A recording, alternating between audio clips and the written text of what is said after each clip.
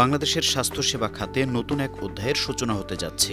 দেশের প্রতিটি সরকারি হাসপাতাল চত্বরে স্থাপন করা হবে সরকারি ফার্মেসি, যেখানে স্বল্প মূল্যে ওষুধ কিনতে পারবে সাধারণ মানুষ।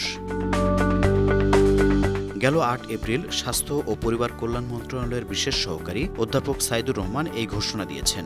তিনি জানিয়েছেন, বহুল ব্যবহৃত ২৫০ ধরনের ঔষধ বাজার মূল্যের ৩ ভাগের ১ ভাগ দামে এসব ফার্মেসিতে বিক্রি করা হবে। এই সুবিধায় গুণগত মানসম্পন্ন সাশ্রয়ী মূল্যে ঔষধ কেনা যাবে।